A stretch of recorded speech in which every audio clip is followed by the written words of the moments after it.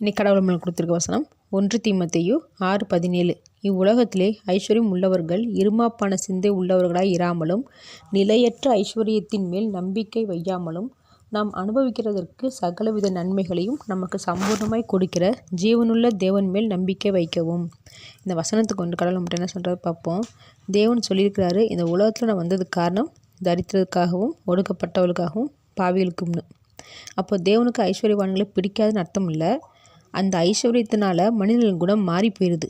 தலைகணம், அகந்தை, யாரையும் தாழ்வாக பார்க்குறது, நீதிக்கு கட்டுப்படாமல் பணத்தை வச்சு எதுனாலும் செய்யலாம்ன்ற குணம் மனுஷர்களுக்குள்ளே தோன்றதுனால இப்படிப்பட்ட ஐஸ்வர்யவான்களை தேவன் வெறுக்கிறாருன்னு சொல்கிறார். தேவன் நம்மளை ஒரு விஷயத்தில் ஆசீர்வதிக்கும் போது, நம்ம நம்பி அதை கொடுக்கும்போது மற்றவங்களுக்கும் அந்த ஆசீர்வாதம் பயன்படுற மாதிரி வாழணும். நம்ம மூலிமா ஏழைகளுக்கு உதவ சொல்கிறாருன்னு அர்த்தம். ஆனால் தேவனுடைய நோக்கத்தை புரிஞ்சும் புரியாத மாதிரி மனுஷர்களுக்கு ஆணவமும் தலைகணமும் வரும்போது தேவன் இப்படிப்பட்ட மனிதர்களை வெறுக்கிறது மட்டும் இல்லாமல் அந்த ஐஸ்வர்யத்தை முற்றிலுமாக தொடச்சி போட்டுறாரு. தேவன் நமக்கு எவ்வளவு உயர்த்துறாரோ, அது எதுனாலும் சரி, அது எந்த துறையினாலும் சரி, எந்த இடத்துலேருந்து நம்ம உயர்த்துறாரோ அந்த உயரத்துக்கு எப்பயுமே சொந்தக்காரர் தேவன் மட்டும்தான்றது நம்மளோட இருதயத்தில் சொல்லிக்கொண்டே இருந்தோம்னாலேவும் நமக்கு ஆணவம், திமிரு வராது.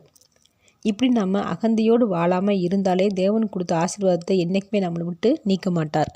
ஆமேன்.